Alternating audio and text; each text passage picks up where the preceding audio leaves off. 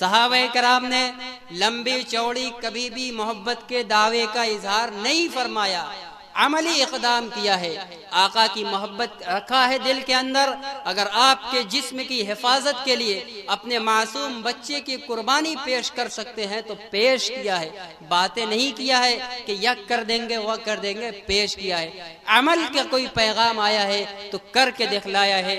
آقا نے حکم دیا کہ میری ایک ایک بات کو آگے تک پہنچاؤ تو پہنچا کر دکھلایا ہے، جس کا نتیجہ ہے کہ آج ہم سب مسلمان موجود بیٹھے ہیں، ورنہ ان مقدس صحابہ کو اگر اللہ پیدا نہ فرمایا ہوتا تو شاید آج ہم سب بھی مسلمان شکل میں موجود نہ ہوتے، نہ نبی کو جانتے ہوتے، نہ خدا کو جانتے ہوتے۔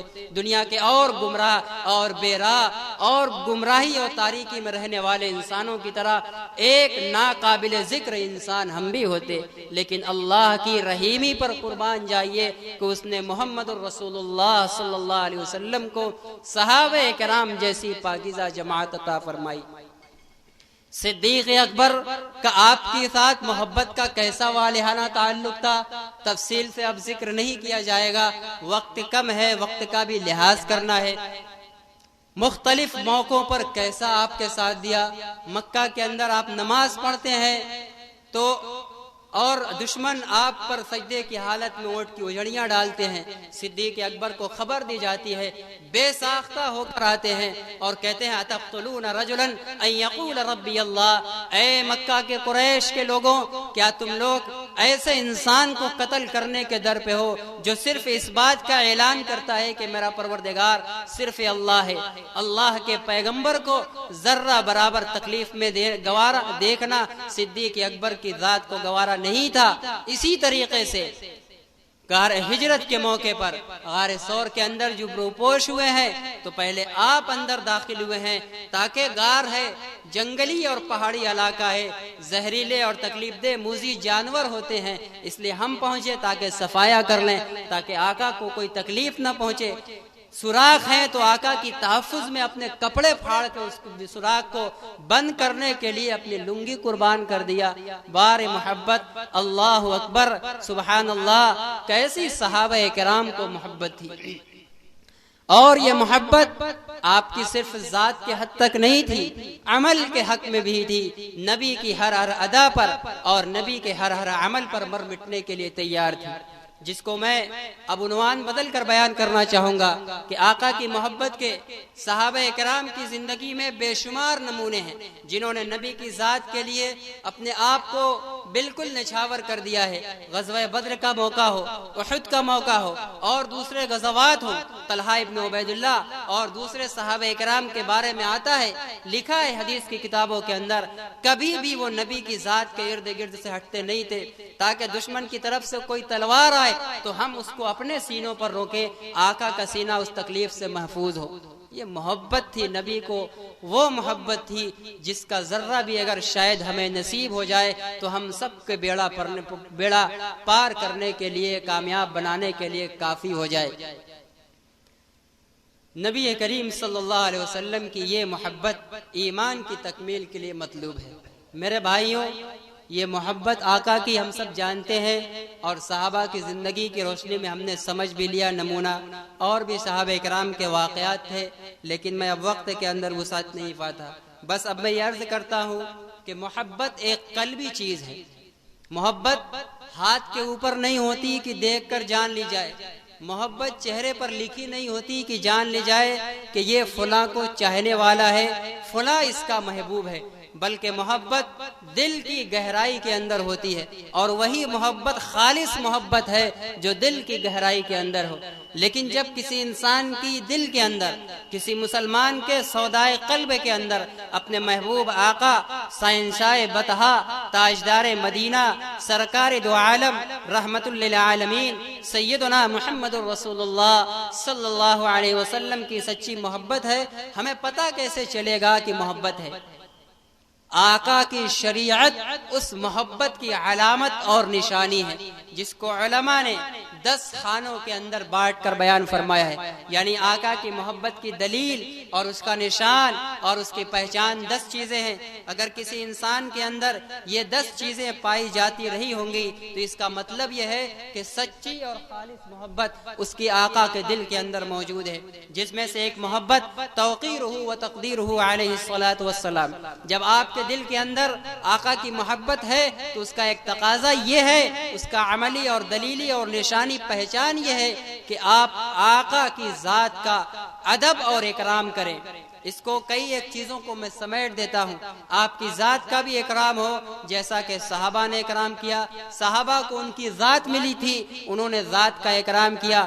آج ہمارے سامنے آقا کی ذات نہیں ہے، اس لیے اس تعلق سے اکرام کرنے کا ہمیں موقع نصیب نہیں ہے۔ لیکن اگر اللہ کسی کو مدینہ منورہ کی حاضری کی سعادت نصیب فرما دے تو وہاں اس قبر اطہر پر آقا کی ذات وہاں قبر کے اندر اس دنیاوی زندگی کی طرح باحیات ہیں، بلکہ دنیاوی زندگی سے زیادہ احساسات اور آپ کے اندر حیات کے اندر قوت ہے، اس قوت کو لیے ہوئے اپنے روضہ انور کے اندر موجود ہیں۔ اس لیے وہاں جب پہنچے تو صحابہ کی زندگی کو سامنے رکھ کر آقا کی ذات کا اکرام کیا جائے اور ان کے سامنے اپنی آوازوں کو بلند نہ کیا جائے اور آقا کے تمام متعلقات کا اکرام کیا جائے، آپ کی بات کا، آپ کی شریعت کا عملی طور پر بھی اور زبانی طور پر بھی۔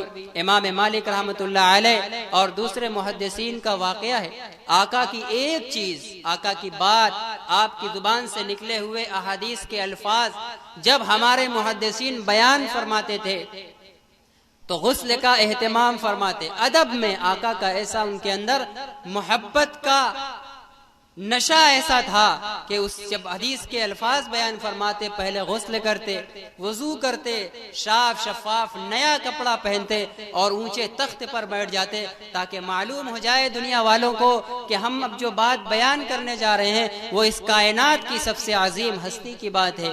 امام مالک رحمۃ اللہ علیہ کے اسی اعزاز اور اکرام کی وجہ سے ان کی خدمت حدیث کی زندگی کی ایک رات کے سوا تمام راتوں کے اندر ان کو آقا کی خواب کے اندر زیارت نصیب ہوئی ہے۔ ادب جو کرتا ہے وہ بہت کچھ پاتا ہے، با ادب با نصیب، بے ادب بے نصیب۔ ادب سے ہی انسان انسان ہے، ادب جو نہ کرے وہ حیوان ہے۔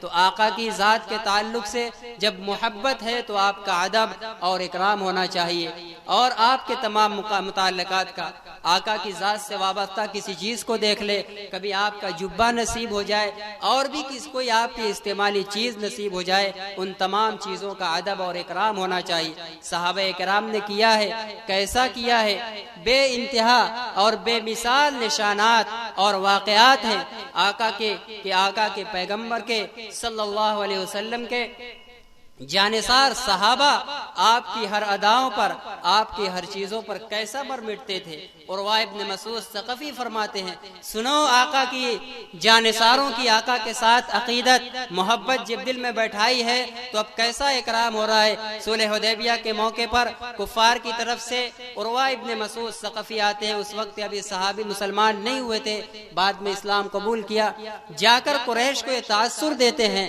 کہ میں نے کسریٰ کو دیکھا، قیصر کو دیکھا، نجاشی بادشاہ کو دیکھا، لیکن اس کے غلام اور اس کے خدام ان بادشاہوں کی ویسی عزت اور اکرام نہیں کرتی جیسی خدا کی قسم محمد الرسول اللہ کے غلام اور ان کے صحابہ ان کا اکرام کرتے ہیں۔ میں نے دیکھا کہ جب وہ چہرہ دھلتے ہیں، وضو کرتے ہیں، تو یہ غلام ان کے قطرات ٹپکتے ہوئے پانی پر لپٹ پڑتے ہیں، ایک قطرہ پانی بھی زمین پر پڑنے نہیں دیتے اور اپنے اس محبوب آقا اور مخدوم کے استعمالی قطرات اور پانی کو اپنے ہاتھوں میں مل مل کر اپنے اعضاء میں ملتے ہیں۔ ایک لوڑی اور ایک بادی کو آپ کسی ضرورت کی بنا پر ایک مرتبہ پیشاب کر کے استنجا فرما کر دیتے ہیں کہ جاؤ باہر پھینک دو، لیکن وہ لوڑی صحابی رسول تھی، محبت رسول کا سچا انگارہ اور سچی کرن اس کے دل کے اندر پہنچ چکی تھی، اس لیے اس نے اپنی یہ سعادت سمجھی، آقا کے اس پیشاب کو اس نے بجائے پھینکنے کے اپنے پیٹ کے اندر پھینک دیا۔ آقا کو جواب بھی پوچھنے پر یہی دیا کہ ہم نے پیٹ کے اندر ڈال دیا۔ کیا تھا یہ ان کا آقا کے ساتھ تعلق تھا، اور یہ وہ محبت تھی دل کے اندر جو ان سب عظمتوں کا مظاہرہ کروا رہی تھی۔ اسی طریقے سے ایک صحابیہ رضی اللہ تعالی غالباً حضرت صفیہ رضی اللہ تعالی عنہا، ان کے گھر آپ دوپہر کے وقت میں آرام فرماتے تھے، آپ کو جب پسینہ ہوتا تھا، نیند میں ہوتے تھے، تو وہ ایک سیسی لے کر کپڑے میں آپ کا پسینہ جذب کر کے اس میں وہی گار لیتی ہیں، ٹپکا لیتی اور پھر اس کو رکھتی تھی۔ آقا کی نیند کھل گئی، پوچھا یہ کیا کر رہی ہوں؟ کہا کہ آپ کا پسینہ میں رکھتی ہوں، میں اس کو خوشبو کے طور پر استعمال کرتی ہوں۔ خدا کی قسم میں نے دنیا کے بڑے سے بڑے مشک اور عنبر کو دیکھا اور سنا ہے، لیکن آپ کے پسینے کی خوشبو کے آگے دنیا کی تمام خوشبوئیں مات ہیں، بیکار ہیں، ہیج ہیں، اس لیے ان پسینوں کو انہوں نے رکھ لیا۔ کیسی عقیدت تھی!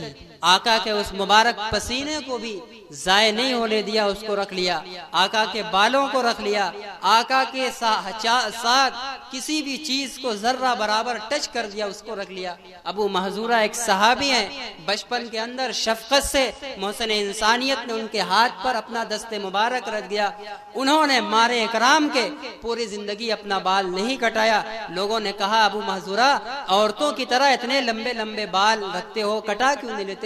کہا او بھلا میں اس بال کو کیسے کٹا سکتا ہوں جس بال کو مس کیا ہو محمد الرسول اللہ کے ہاتھ نے، میں کیسے اس کو چھوڑ سکتا ہوں؟ یہ عشق تھا۔ اور اسی طرح یہ عقیدت، یہ محبت صحابہ کرام کے واسطے سے تابعین کو ملی، ان کے بعد تبع تابعین کو ملی، ائمہ مجتہدین کو ملی، امام ابو حنیفہ، امام مالک، امام احمد ابن حنبل الشافعی، سفیان اللیث، امام اوزاعی، امام مالک ابن انس، سفیان ابن عیینہ، امام زہری، حسن بصری، بے شمار تابعین اور اتباع تابعین کی ایک لمبی لسٹ ہے۔ یہ سب اپنے اسلاف صحابہ کے نقش قدم پر محبت رسول اللہ سے ویسے لبریز تھے جیسا انہوں نے صحابہ کو دیکھا اور پایا تھا، جیسا ایمان والوں سے مطالبہ ہے۔ ہر دور کے اندر اللہ نے اپنے کچھ مخصوص اور منتخب بندے کو پیدا فرمایا ہے جو باقی مادہ انسانوں کو صحابہ کا نمونہ دکھلایا ہے کہ دیکھو یہ نہ سمجھنا کہ آقا کی محبت کا وہ معیار، وہ طریقہ، اس کے محبت کے اظہار کا وہ انداز اتنے زمانے کے بعد اور دوری کے بعد نہیں ہو سکتا۔ نہیں، ہر دور کے اندر ممکن ہے۔ الیوم اکملت لکم دینکم کے اندر اس دین اسلام کو اور آپ کی محبت کے طریقے اور انداز کو قیامت تک کے لیے مکمل فرمایا گیا ہے۔ اس لیے ہر دور کے اندر اللہ سبحانہ و تعالی نے صحابہ کے توسط سے ہر دور کے اندر نبی سے سچا عشق اور نبی سے سچا محبت کرنے والے افراد پیدا فرمائے۔ ان بزرگوں کے بعد محدثین کا دور آتا ہے، اولیاء اللہ کا دور آتا ہے، چاہے وہ خواجہ معین الدین چشتی اجمیری ہو، شیخ عبد القادر جیلانی ہو، خواجہ معین الدین منیری ہو، خواجہ نظام الدین اولیاء ہو، خواجہ قطب الدین بختیار کاکی ہو، اور جتنے بھی اولیاء اللہ جن کے نام ہمیں معلوم ہیں، جن کے نہیں معلوم ہیں، جن کے قبروں کے نشانات معلوم ہیں، جن کے نہیں معلوم ہیں، وہ سب ولایت کے مقام پر پہنچے ہیں محمد الرسول اللہ کی سچی محبت اور اس کے سچے انداز اظہار کو اختیار کرنے کے بعد۔ اسی طرح یہ سلسلہ پہنچا ہے ہمارے اس بر صغیر کے اندر بھی اللہ نے ہم سب کے لیے محبت کا وہ نمونہ آسان کیا ہے اور ہمارے لیے محبت رسول اللہ کو اپنے دل کے اندر پیدا کرنا آسان کیا ہے۔ صحابہ کے ان جیالوں کو، صحابہ کے نقش قدم پر چلنے والوں کو سلسلہ بسلسلہ ہر دور کے اندر پیدا فرمایا۔ وقت آتا ہے ہمارے اس بر صغیر کے اندر، بالخصوص متحدہ ہندوستان کے اندر، اسلام کی شمع اور اسلام کی کرن پھوٹتی ہے، اور وہ مقدس ہستیاں جو محبت رسول اللہ سے اور اخلاق نبوت سے آراستہ و پیراستہ تھی، اس ہندوستان کی سرزمین پر جو کفر اور بت پرستی کا اور بت قدوں کا، بت صنم کا، بت خانوں کا مرکز و بمبا بنا تھا، ایک اللہ کی وحدانیت کا اور اللہ کے سچے محبوب کی محبت کا پرچم لہرتا ہے اور کلمہ لا الہ الا اللہ بلند ہوتا ہے، اور ان پاکیزہ نفوس کے ذریعے ہمیں ایمان ملتا ہے، اور ایمان کے تمام تقاضے اور محبت کے تمام تقاضے ملتے ہیں۔ ایسے افراد ملتے ہیں جن کے ذریعے رسول اللہ کی سچی محبت کا اندازہ اور نمونہ ہمیں ملتا ہے۔ رفتہ رفتہ دور آتا ہے ہندوستان کے اندر حضرت شاہ امام الہند مسند الہند شاہ ولی اللہ محدث دہلوی رحمت اللہ علیہ کا۔ ہمارے علم کے اندر وسعت ہو گئی، ہمیں حدیث کا علم وسعت وسیع پیمانے پر مل گیا، یہ اسی فرد واحد کا نتیجہ اور اسی کی قربانی ہے، ورنہ اس انسان سے پہلے سن لو ہندوستان کے مسلمانوں کو ابھی علم حدیث کا علم مکمل نصیب نہیں ہوا تھا۔ ایک حدیث کی چند احادیث کا مجموعہ مشارق الانوار نامی کتاب ابھی ہندوستان کے اندر پڑھائی جاتی تھی، علماء بھی اس سے آگے نہیں جانتے تھے، لیکن اللہ نے کرم فرمایا اور ان علاقوں سے، کوفہ سے، بغداد سے، خراسان سے، مکہ اور مدینہ کی مقدس وادیوں سے اس ہندوستان کے اس فرزند کو جو مظفر نگر کے ضلع فلت کے اندر جلوہ افروز ہوتا ہے، تولد ہوتا ہے، پیدا ہوتا ہے، علمی پیاس بجھانے کے لیے اللہ دل کے اندر یہ داعیہ ڈالتے ہیں اور وہ پہنچ کر آقا کے اس مبارک فرمان کو سیکھتے ہیں اور آپ کی تمام احادیث مبارکہ کو متعدد شہروں کا سفر کر کے حاصل کر کے آج امت کے سامنے پیش کرتے ہیں۔ انہی کی قربانیوں کا نتیجہ ہے آج ہمیں بخاری نصیب ہے، مسلم نصیب ہے، ترمذی نصیب ہے اور حدیث کی تمام سینکڑوں نہیں ہزاروں کتابیں نصیب ہیں۔ یہ اللہ کے اس عظیم بندے کا شاہ ولی اللہ محدث دہلوی کی قربانی کا نتیجہ ہے۔ اس انسان نے بھی جب اس ملک کے اندر آنکھ کھولی ہے تو ہر طرف بدعت کے، کفر اور شرک کی تاریکیاں چھائی ہوئی ہیں۔ وہ مسلمان جو اپنے اوپر اسلام کا لیبل لگائے ہوئے ہیں اور اپنے آپ کو حکومت کے خانوں کے اندر، اسلام کے خانوں کے اندر شامل کیے ہوئے، لیکن اس کی زندگی کے اندر نبی کی محبت کا نام نہیں تھا، اس کے اندر اعمال شریعت پر پابندی نہیں تھی، اس کے اندر کفر تھا، شرک تھا، بدعات تھی، رسم و رواج تھا، شیعی جراثیم اس کے اندر تھے، رافضیت اس کے اندر تھی، شرک اور بت پرستی، قبر پرستی کے جراثیم اس کے اندر تھے۔ اللہ نے اس عظیم مجاہد کو اور اس خادم دین کو پیدا فرما کر ہم سب کو یہ راستہ دیا اور انہوں نے پوری زندگی تمام محنت و مجاہدے کے بعد دشمنوں سے مقابلہ کیا، ان کے ہاتھ اتار دیے گئے، ان کے بدن پر چھپکلی ملی گئی، کوڑ کا مرض ہو گیا، تمام تکلیفوں کو جھیل کر اللہ کے رسول کی سچی محبت کے جذبے سے سرشار ہو کر تمام مسلمانوں کو اسی دامن میں لینے کے جذبے سے اپنی پوری زندگی قربان کر دی۔ اللہ کا یہ عظیم بندہ ہمیں ملا تاکہ ہمیں پتہ چل جائے کہ اے لوگوں، تم لوگ صحابہ جیسی نبی کی محبت کرو، اور اس کے لیے نمونہ صحابہ کیسی کرتے تھے دیکھو ہم اس دور کے اندر بھی پیدا فرما دیے۔ آپ کے بعد آپ کے جانشین نسبی اور رشتہ داری اعتبار سے بھی اور علمی اعتبار سے شاہ عبدالعزیز محدث دہلوی آپ کے فرزند اکبر ہیں اور علمی آپ کے جانشین ہیں۔ ان کا دور آتا ہے جنہوں نے سب سے پہلے ہندوستان میں انگریزوں کے خلاف علم بغاوت اور علم جہاد کا بلند کیا تھا، جہاد کا فتویٰ دیا تھا۔ یہ انسان بھی محبت رسول اللہ سے کیسا لبریز تھا، اس کی زندگی پڑھو، اس کی سیرت اور سوانے پڑھو، تب پتہ چلے گا، مختصر اوقات میں اشارے کیے جا سکتے ہیں۔ ان کے بعد دور آتا ہے حضرت مولانا سید محمد اسماعیل شہید دہلوی رحمت اللہ علیہ کا، سید احمد شہید رائے بریلوی رحمت اللہ علیہ کا۔ یہ دونوں شاہ عبدالعزیز کے شاگرد ہیں اور آپ کے تمام مشن کے جانشین و امین تھے، انتہائی اعلیٰ درجے پر محبت کے مقام پر فائز تھے اور نبی کی محبت کے لیے اپنا سب کچھ قربان کرنے کے لیے تیار تھے اور کیا بھی، اور دونوں نے میدان جہاد کے اندر، میدان کارزار کے اندر شہادت کا مقام عظمہ حاصل کیا، مقام عظمہ انہیں نصیب ہوا۔ اسی طرح یہ سلسلہ چلتا رہا اور اسی کے ساتھ ساتھ اسلام پر عمل، اسلام کو داخلی فتنوں کے محفوظ رکھنا، اور ساتھ ہی ساتھ وقت کے ایک بڑے خارجی فتنہ انگریزوں سے مقابلے کا فتنہ درپیش تھا، اس کو یہ جماعت سنبھالے ہوئے تھی۔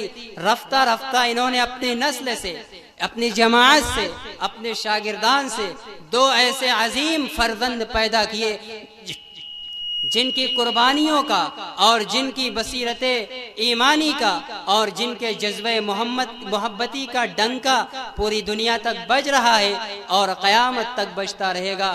وہ ہیں امام الہند اور حجت اللہ فی الارض شیخ الہند حضرت مولانا محمد قاسم نانوتوی، اور امام الہند فقیہ النفس شیخ رشید احمد گنگوہی رحمت اللہ علیہ۔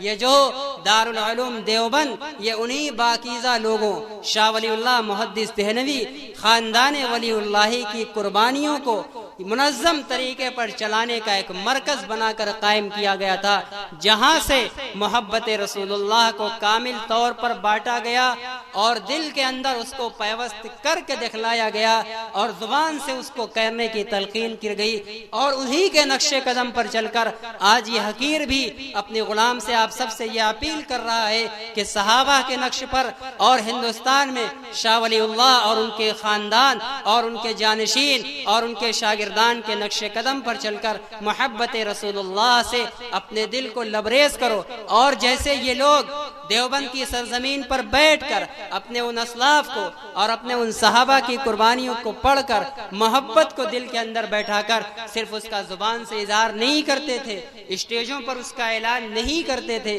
لیکن انہوں نے اس کے تمام تقاضوں کو پورا کیا ہے۔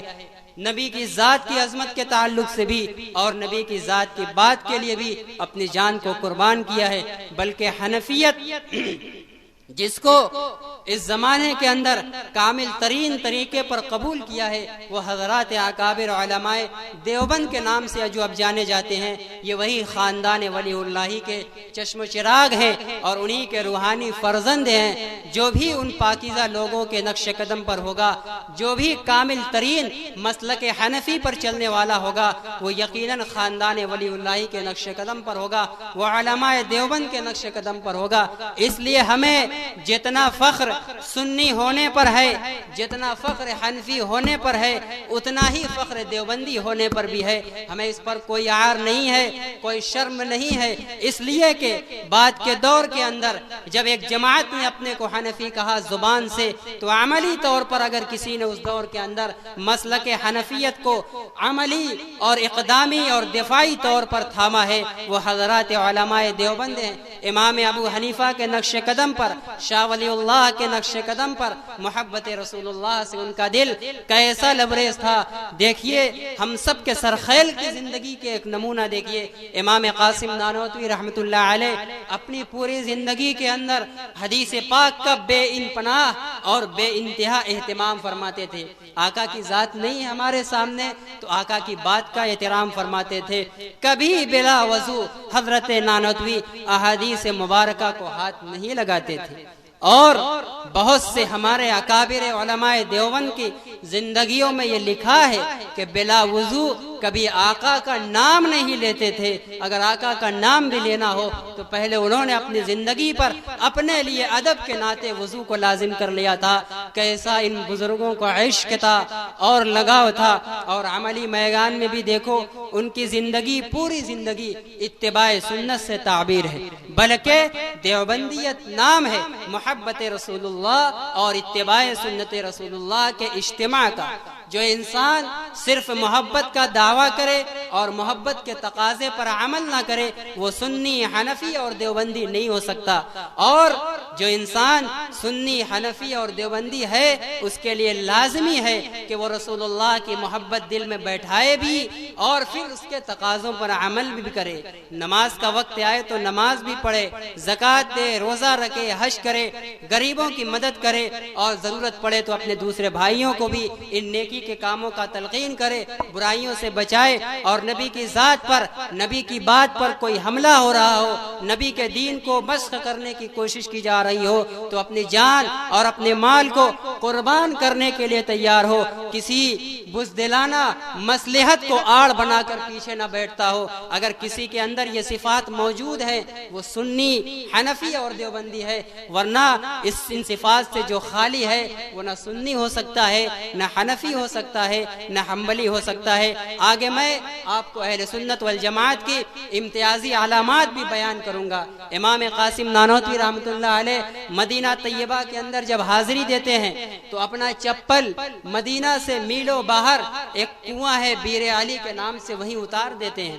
لوگ کہتے ہیں کہ ارے آپ کا پیر بڑا نازک ہے، اور اس زمانے میں مدینہ کی زمین کنکریلی زمین تھی۔ فرمایا لوگوں نے کہ آپ کو تکلیف ہوگی، فرمایا کہ میں آقا کی اس زمین پر اس طرح کی تکلیف گوارا کر سکتا ہوں، لیکن جس مقدس جگہ پر ہمارے آقا اور محبوب صلی اللہ علیہ وسلم کے پاکیزہ قدم پڑے ہوں، قاسم نانوتوی ان کو اپنے چپل سے رودنے کی طاقت نہیں رکھتا۔ کیسی محبت تھی، عملی طور پر کر کے دکھایا۔ اور جب تک اس مقام پر رہتے تھے روضہ اطہر کے پاس بلند آواز سے بات نہیں کرتے تھے اور بیجا بات نہیں کرتے تھے، اور بعض حالات میں یہ بھی لکھا ہے کہ وہ اتنے دنوں کے اندر چند کھجوروں پر صرف اکتفا کرتے تھے تاکہ ان قیام کے دوران پیشاب پاخانے کی حاجت نہ ہو۔ اگر حاجت ہوگی تو ہم بھلا جس زمین کے اندر آقا موجود ہیں ہم اس زمین پر پیشاب اور پاخانہ کریں گے۔ کیسا ادب تھا۔ اور سنیے حضرت نانوتوی کا محبت کے تقاضے پر عمل۔ اللہ کے پیغمبر صلی اللہ علیہ وسلم کا گنبد بنایا گیا آپ کے روضہ اطہر کے اوپر، جسے گنبد خضرا کے نام سے جانا جاتا ہے، جو ہرے کلر سے رنگ دیا گیا ہے۔ ایک مرتبہ ان کے کسی چاہنے والے نے حضرت مولانا محمد قاسم نانوتوی علیہ الرحمہ کو ایک جوتا ہدیے میں دیا، اور جوتے کا رنگ تھا ہرے کلر کا جوتے ہدیے ملا، لیا اور محبت کے بنا پر قبول کر کے رکھ لیا۔ ایک مرید نے پوچھا کہ حضرت فلاں نے آپ کو ایک جوتا ہدیے میں دیا تھا، آپ نے آج تک کبھی اس کو استعمال نہیں کیا؟ فرمایا جی میں نے اس کا دل نہ ٹوٹے اس لیے وہ ہدیہ تو قبول کر لیا تھا، لیکن میرا دل گوارا نہیں کرتا کہ جو رنگ آقا کے گنبد کو ہے اس رنگ کو میں اپنے قدم میں ڈالوں اور دبوچ دوں، رون دوں۔ قاسم کی یہ مجال نہیں ہے کہ ایسے رنگ کے جوتے کو اپنے قدم میں ڈال دے۔ کیسا عشق تھا، نبی کی ذات اور نبی کی بات ہی کا نہیں، جس چیز کو نبی کی ذات سے بعد میں تعلق ہوا ہے کہ نبی کے ایک حجرے پر صرف بنا کر کلر کر دیا گیا ہے، امت سے اس کا مطالبہ نہیں ہے، لیکن جب محبت کی حقیقی آگ دل کے اندر ابھرتی ہے تو چھوٹی سی چھوٹی چیز بھی انسان کو بے ادبی محسوس ہوتی ہے، اور وہ ہر بڑا سے بڑا ادب کر گزرنے کی حتی الامکان کوشش کرتا ہے۔ حضرت علامہ محمد انور شاہ کشمیری کا سنیے۔ علامہ انور شاہ کشمیری بے پناہ قوت حافظہ کے مالک تھے۔ اللہ نے صحابہ کو بے پناہ قوت حافظہ عطا فرمائی تھی۔ لکھنے لکھانے کا رواج نہیں تھا۔ اللہ کے نبی کے ہر عمل کو اپنے آنکھ سے اور اپنے کانوں سے سن کر جو محفوظ کیا تھا دماغ کی اس میموری کے اندر، ایسا محفوظ کیا کہ قیامت تک آنے والی انسانیت کے لیے حفاظت کا ذریعہ بنے۔ اللہ ہر زمانے کے اندر ایسے کچھ افراد پیدا کرتا ہے ہر صدی کے اندر جو صحابہ کی کچھ صفات کے حامل ہوں، تاکہ جو لوگ صحابہ پر اعتراض کریں تو موجودہ دور کی شخصیت کو دیکھ کر انہیں کچھ یقین ہو جائے۔ ایک اشکال اٹھا کہ صحابہ تو حدیث کو دماغ سے یاد کی ہے، لکھا تو نہیں، اور دماغ میں غلطیاں ہوتی ہیں، آدمی بھول چوک ہو جاتی ہے یاد کی باتوں میں، تو یقیناً حدیثوں میں غلطیاں ہیں، اس لیے ہم حدیث کو نہیں مانتے۔ تو ایک فرقہ ہو گیا منکر حدیث کا، اور اس نے اپنا خوبصورت نام رکھ دیا اہل قرآن۔ تو صحابہ کرام کو اس نے اپنے مخلوط اور خبط الحواس ذہن پر محفوظ کر لیا۔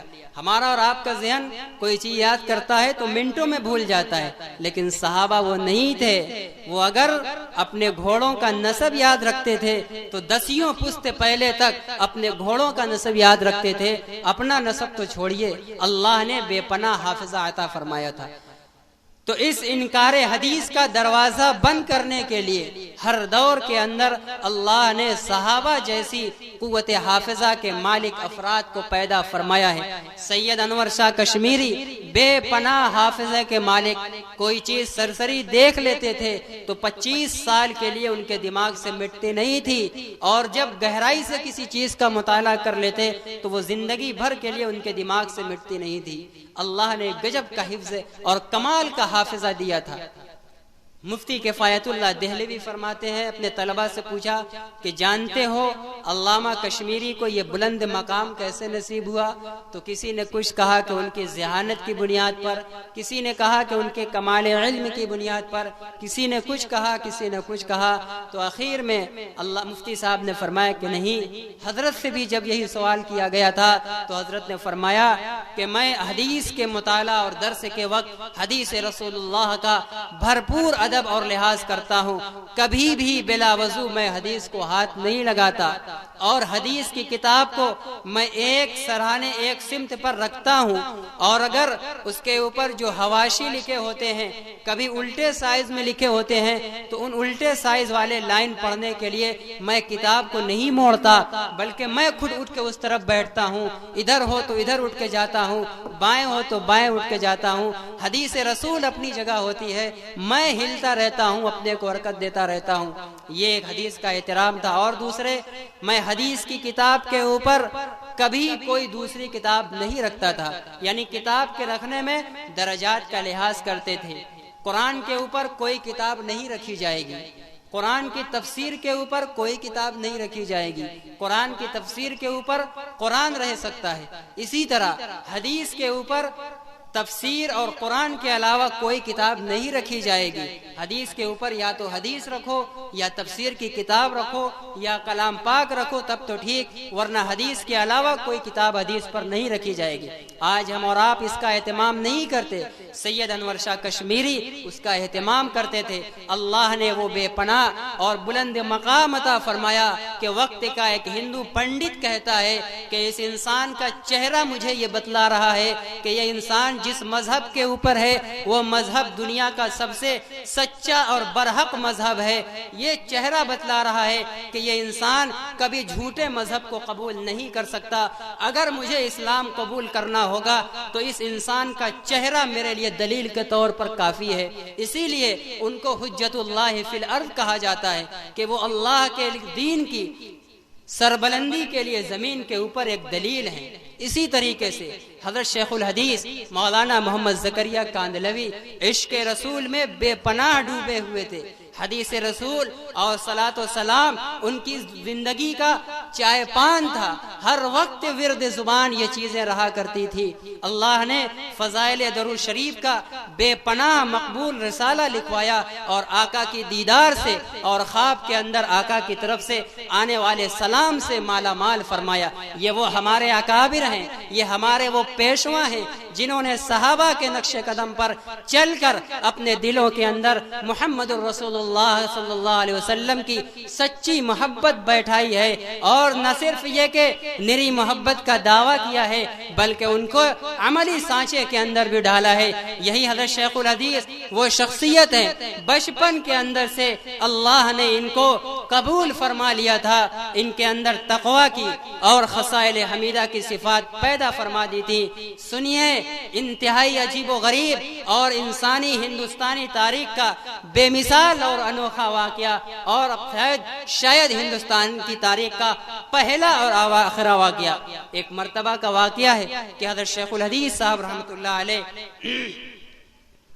اپنے ایک استاذ غالباً مولانا خلیل احمد سہارنپوری رحمۃ اللہ علیہ کو اسٹیشن سے کہیں سے آ رہے تھے، سفر سے لینے کے لیے گئے۔ اب جب یہ پہنچے ہیں تو سہارنپور کے اسٹیشن پر پلیٹ فارم میں ٹکٹ لینے کے لیے ان کے پاس پیسہ نہیں، ایک بھی پیسہ نہیں۔ ٹکٹ کھڑکی پر بیٹھے اس مالک سے، ذمہ دار سے کہا کہ بھائی آپ مجھے ادھار ٹکٹ دے دو، میں ابھی میرے استاد آتے ہیں تو فوراً میں پیسہ لے کر آپ کے حوالے کر دیتا ہوں۔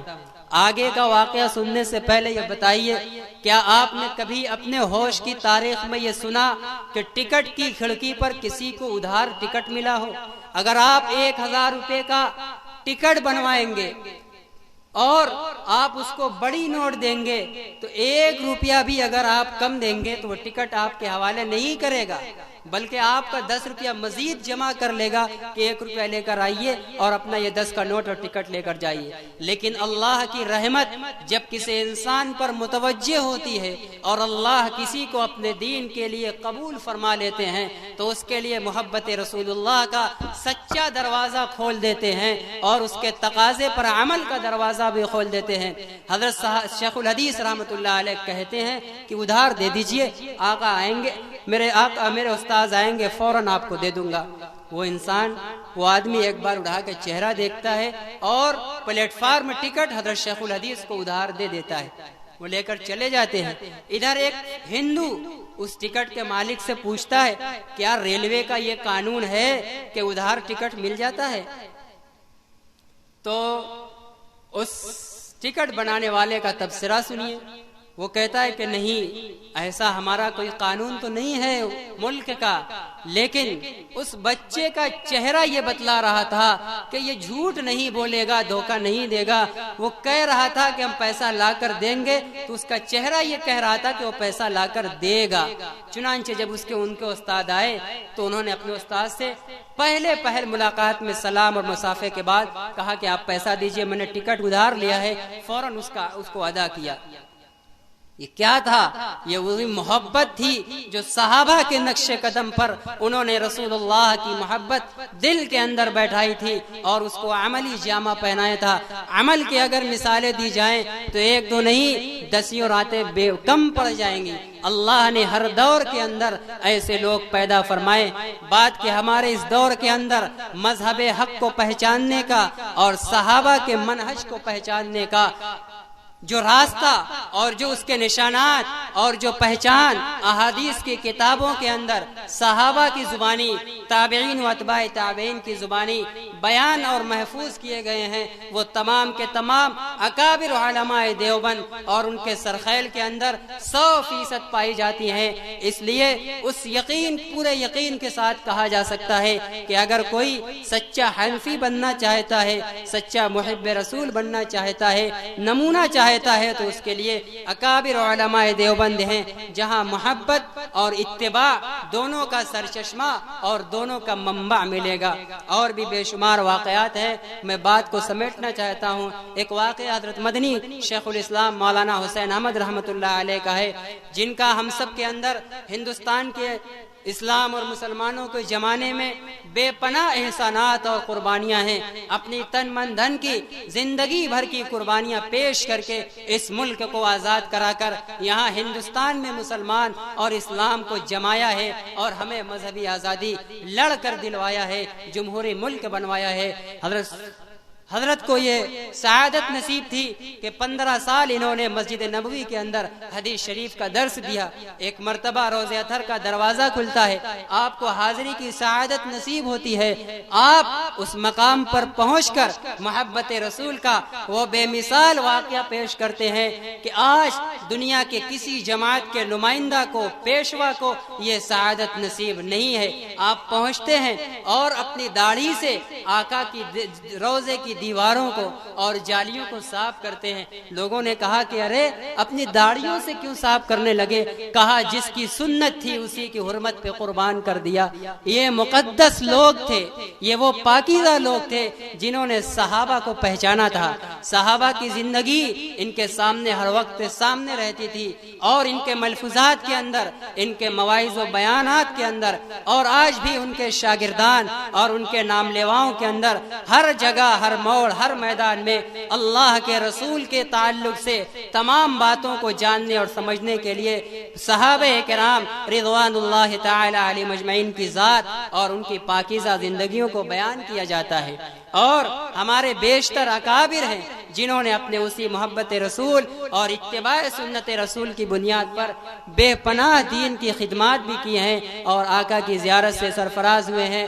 شیخ الہند مولانا حسین احمد دیوبندی ہیں، مفتی محمد شفیع عثمانی ہے، علامہ شبیر احمد عثمانی ہے، مولانا حسین احمد مدنی ہے، مولانا احمد علی لاہوری ہے، مولانا محمد منیر نانوتوی ہے، مولانا خلیل احمد سہارنپوری، شیخ الحدیث مولانا محمد زکریا، مولانا محمد مظہر نانوتوی، مولانا احمد علی سہارنپوری، مولانا سعادت علی سہارنپوری، مولانا اسعد مدنی اور مولانا شاہ فخر الدین مراد آبادی، مولانا احمد علی مونگیری، مولانا مفتی محمد کفایت اللہ دہلوی، اور اسی طرح مولانا عبید اللہ بلیاوی، مولانا محمد الیاس کاندلوی، مولانا سید ابو الحسن علی ندوی، مولانا محمد منظور نعمانی، اور آج بھی ان پاکیزہ لوگوں کے شاگردان عملی طور پر دل کے اندر محبت رسول اللہ اور ظاہری طور پر اتباع سنت رسول اللہ سے سچے اور کامل طور پر مزین اور آراستہ ہیں، اور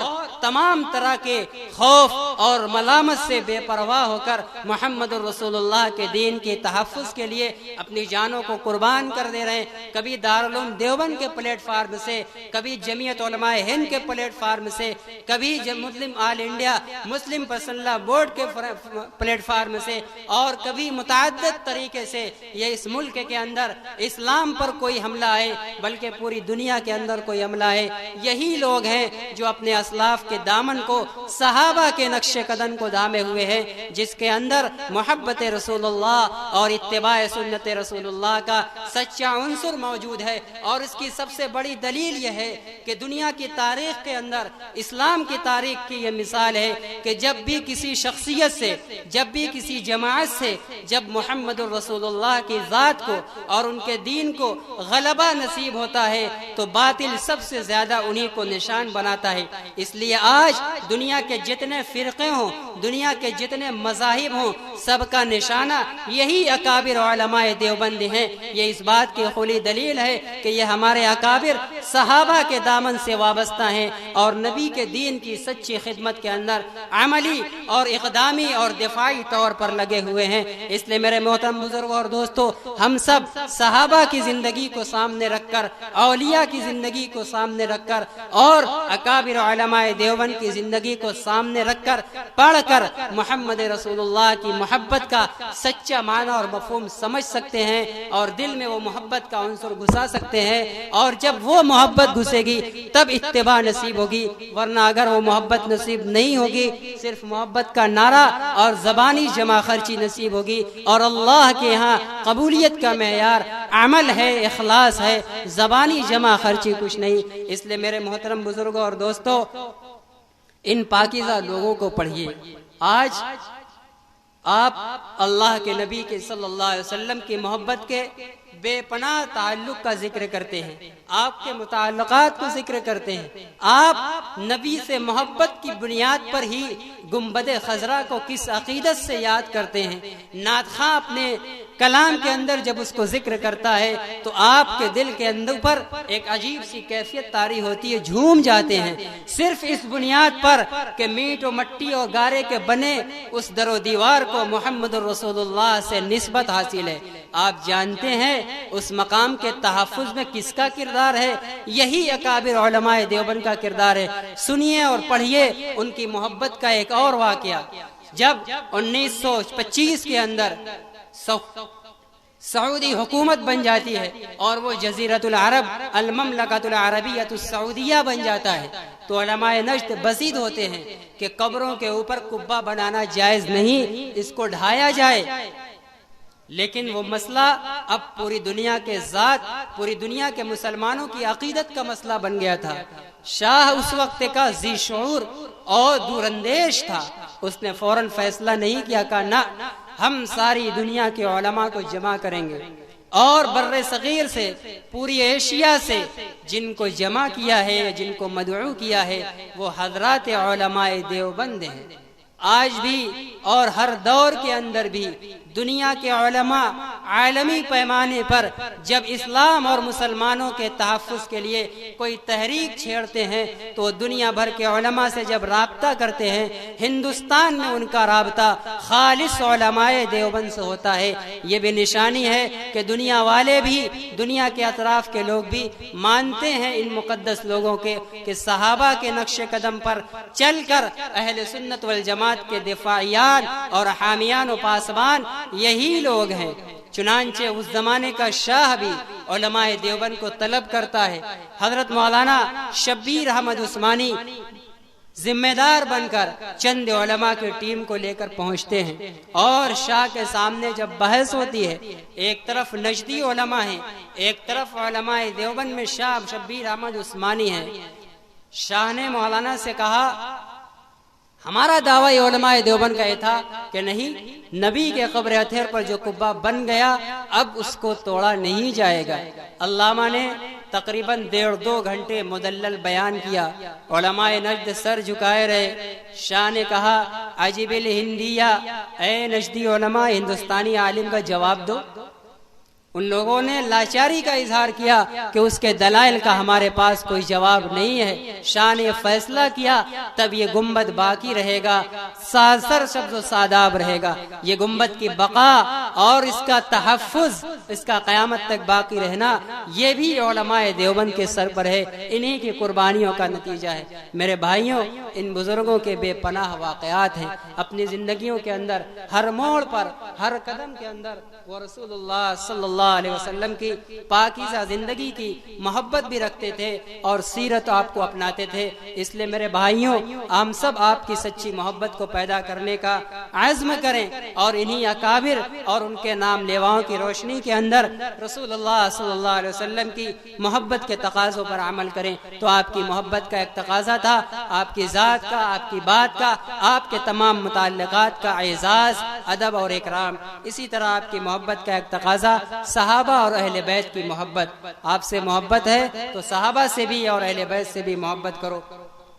اسی طرح ہر اس انسان سے جو اللہ اور اس کے رسول سے اور ان کی تہذیب اور کلچر اور سنت سے بغض رکھتا ہے، ان سے بغض رکھو۔ مثال ہے حذیفہ ابن الیمان کی، جو کسریٰ کے بادشاہ کے دربار کے اندر کسی کے ٹوکنے پر کہ آپ گرا ہوا کھانا مت کھائیے، ان کو حقیر سمجھتے ہیں، فرماتے اترک سنت رسول اللہ لہؤلاء الحمقاء، کیا میں اپنے محبوب کی سنت ان بے وقوفوں کی وجہ سے چھوڑ دوں؟ آقا کا منکر تھا وہ، اس لیے ان کے دلوں کے اندر اس کے تعلق سے نفرت تھی۔ تو آقا کا جو نافرمان ہو، جو باغی ہو، بغض رکھتا ہو، محبت کا تقاضا یہ ہے کہ ہم بھی اس سے بغض رکھیں۔ اسی طرح ایک تقاضا یہ ہے کہ کثرت سے ان کا ذکر کیا جائے، بس اسٹیج لگا کر اسی پر ذکر نہ ہو، بار بار اپنی روز کی گفتگو میں، اپنے روز کے مشوروں اور مذاکروں میں چند منٹ آقا کا ذکر ہو۔ آقا کی بات کا بھی ذکر ہے، یہ بھی آقا کا ذکر ہے۔ اسی طرح آپ کی امت پر شفقت ہو، امت کی خیرخواہی چاہی جائے، جیسے آپ امت کے لیے خیرخواہ تھے، ہم بھی خیرخواہ بنیں، دنیاوی برائیوں سے بھی بچانے کی کوشش کریں اور اخروی نقصان سے بھی بچانے کی کوشش کریں، یعنی امر بالمعروف اور نہی عن المنکر کریں۔ کثرت الصلاۃ والسلام علیہ، اور کثرت سے صلاۃ و سلام کا نذرانہ پیش کرتے رہیں۔ قربان جائیے اللہ کی رحیمی پر، آپ کے اعزاز کو بڑھانے کے لیے ہمیں صلاۃ و سلام کا فریضہ دے دیا۔ ابھی آپ نے اس کے متعلق سن لیا، اس لیے اس کی تفصیل نہیں کرنی ہے۔ ایک بات یہ حاصل لیجئے کہ اللہ نے جو ہمیں اپنے محبوب پر صلاۃ و سلام کا حکم دیا ہے، یہ یقین کریے کہ اللہ کا وہ پیغمبر، اللہ کے وہ محبوب ہمارے صلاۃ و سلام کے محتاج نہیں ہیں۔ ہمارے کروڑوں صلاۃ و سلام سے رائی کے دانے کے برابر بھی ان کا رتبہ بلند نہیں ہوتا۔ ان کے رتبے اور مقام کی آخری بلندی پر اللہ اپنے فضل سے پہنچا چکا ہے۔ کیا فائدہ ہوتا ہے اور کیسے ہم پہنچا بھی سکتے ہیں؟ فائدہ کیسے آپ کو ہو سکتا ہے؟ کہاں آقا معصوم اور ہم کہاں گناہوں کے پلندہ اور مجموعہ، ہمارا صلاۃ و سلام بھلا کیسے پہنچ جائے؟ اور ہم پہنچائے بھی کیسے؟ ہم نہ رحمت کے مالک، نہ درود ہمارے پاس، نہ سلامتی ہمارے پاس، جب ہیں ہی نہیں تو آقا کو دیں گے کیسے؟ اس لیے ادب یہ ہے کہ اللہ سے یہ درخواست کرو، اللہم صلی وسلم، یا جو بھی الفاظ احادیث کے اندر سکھلائے گئے ہیں، درود و سلام کا جو مطالبہ قرآن کے اندر ہے، اس کی عبادت کی ادائیگی کے لیے قرآن و حدیث کے اندر سکھلائے الفاظ کافی ہوں گے۔ نعت کے اندر، اشعار کے اندر لاکھوں اور کروڑوں سلام گاؤ گے، اس سے زیادہ عقیدت کا اظہار ہوگا، اس فرضیت کی ادائیگی کے لیے کافی نہ ہوگا۔ اس کے لیے پیغمبر کی زبان سے جو الفاظ سکھائے گئے ہیں، صحابہ نے جو ہمیں بتلائے ہیں، بس وہی کافی ہیں، اور نبی کی زبان سے نکلے ہوئے الفاظ کے اندر ایک نور ہوتا ہے، جب ہم انہی کا التزام کریں گے تو وہ نور ہمارے دل کے اندر بھی منتقل ہوگا۔ اور سلام کے تعلق سے سنیے، خالی ہم بحث و مباحثہ میں لگ گئے اور ہمیں پتہ ہی نہیں کہ سلام ہے کیا، اللہ کے نبی پر سلام پڑھنا ہے کیا ہمیں اللہ کے نبی نے سلام بتایا یا آزاد چھوڑ دیا کہ جاؤ زمانے کے اعتبار سے مشجع اور مقفع بناتے رہنا؟ نہیں، سکھلایا ہے۔ معراج کے اندر جو تحفہ آپ کو ملا تھا، اللہ نے فرمایا تھا السلام علیک ایھا النبی ورحمۃ اللہ وبرکاتہ۔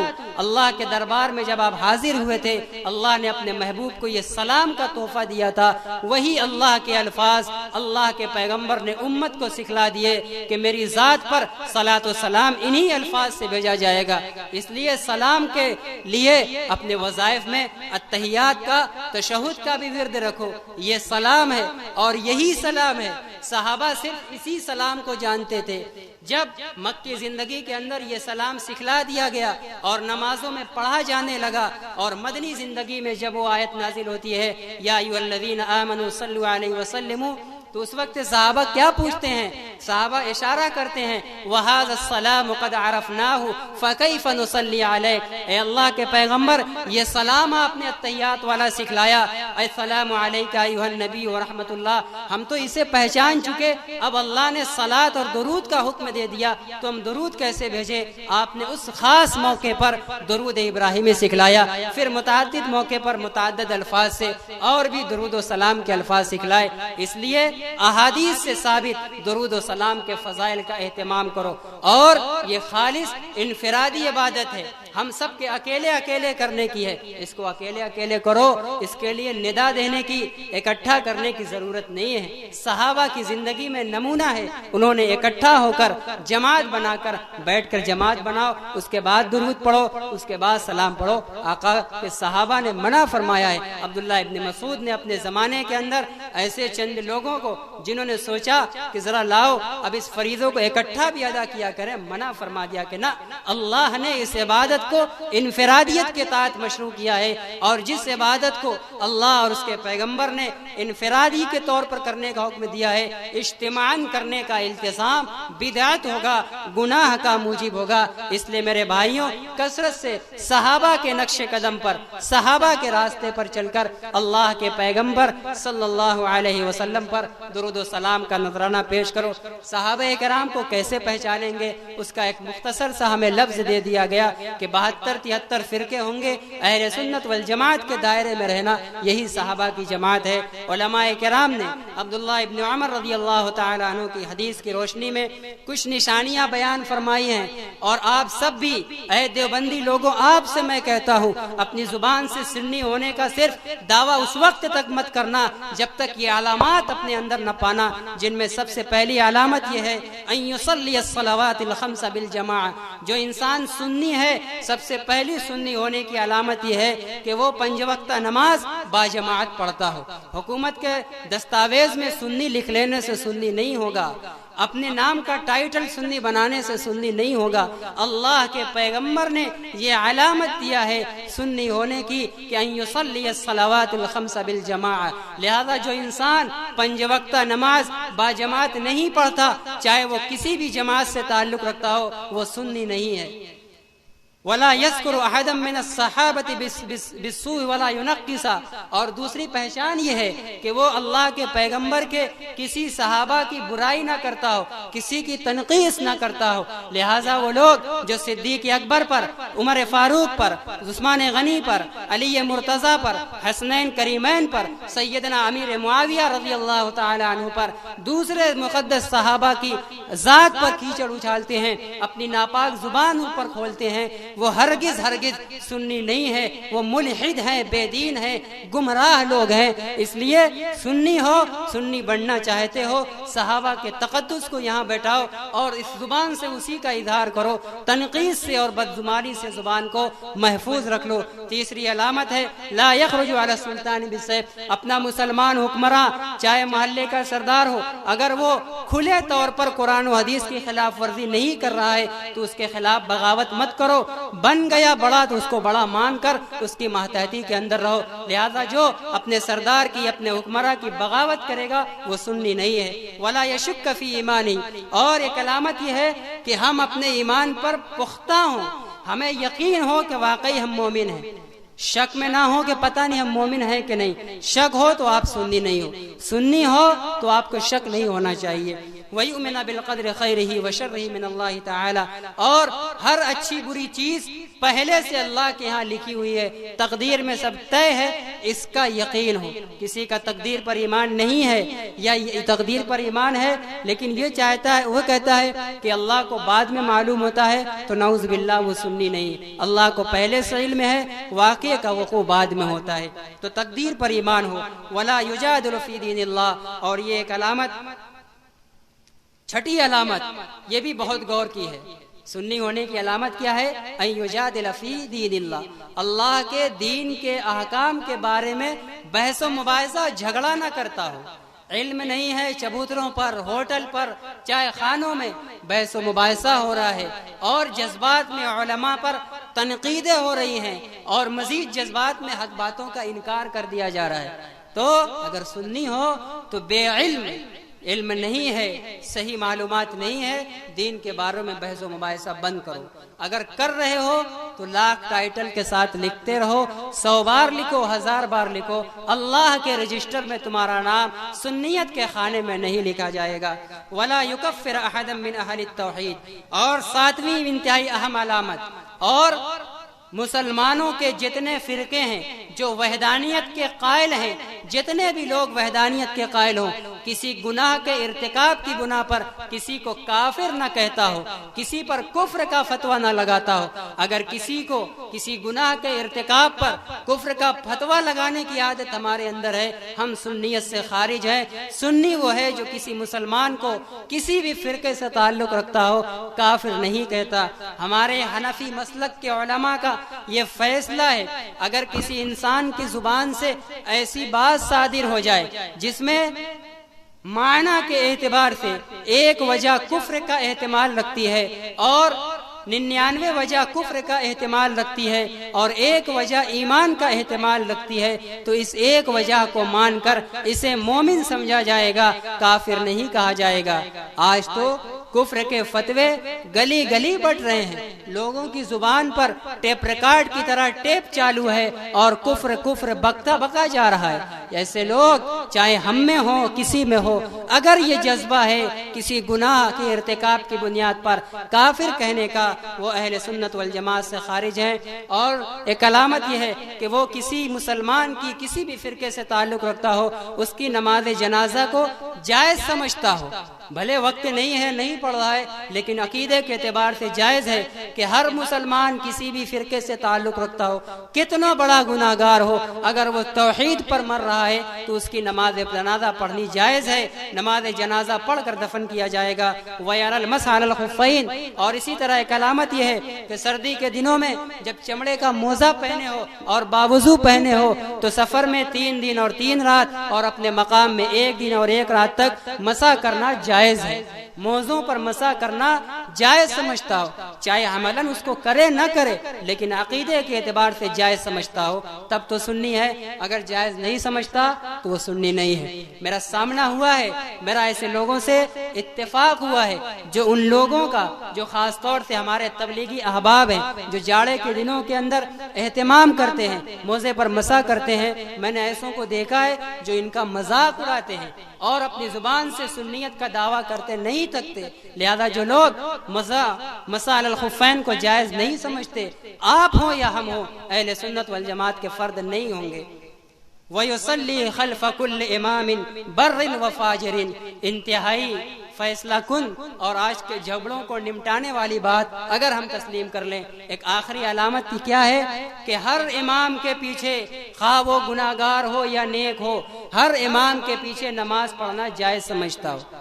فلاں کے پیچھے ہماری نماز نہیں، فلاں کے پیچھے ہماری نماز نہیں۔ سنیت کا دم بھرنے والے ہم اور آپ آئے دن رٹ لگاتے رہتے ہیں، کبھی یہ مسجد چھوڑتے ہیں وہاں جاتے ہیں، کبھی یہاں جاتے ہیں وہاں جاتے ہیں، کبھی مسجد میں امام کو ہٹانے کے لیے مسجد کے آداب کو پامال کیا جاتا ہے، طرح طرح کے پروپگنڈے کیے جاتے ہیں۔ اگر سنی ہو تو کہاں ہے تمہارا اس پر عمل؟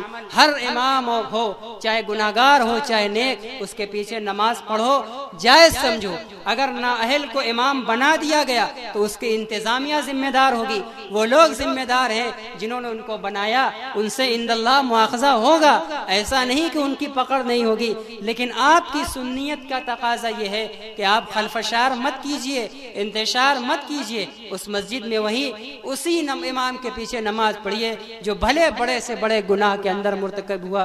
اسی طرح اور بھی واقعہ بے پناہ اور بھی علامات ہیں۔ اللہ کے نبی کو زندہ سمجھتا ہو قبر کے اندر، اور قبر اطہر کا جو حصہ آپ کے جسم مبارک سے لگا ہوا ہے اس کو عرش اور کرسی سے زیادہ افضل سمجھتا ہو، یہ سب سنیت کی علامات ہیں۔ اور یہی علامات جس کے اندر جمع ہے وہ پکا سنی ہے، حنفی ہے، اور وہی پکا دیوبندی ہے۔ جس کے اندر یہ علامات نہیں ہیں، اپنی زبان سے ان تینوں الفاظ کے رٹ لگانے کا حق نہیں، اللہ کے دربار میں کوئی قبولیت کا مقام نصیب نہیں ہوگا۔ اللہ تعالی شانہ ہم تمام لوگوں کو اللہ کے پیغمبر کا سچی محبت اور عشق نصیب فرمائے، صحابہ جیسی محبت عطا فرمائے، اور علماء دیوبند کے طرز پر محبت اور اتباع کا اجتماع اور جامعیت نصیب فرمائے۔ اللہ ہم سب کو کہنے سننے سے زیادہ عمل کی توفیق نصیب فرمائے۔ وآخر دعوانا ان الحمد للہ رب العالمین۔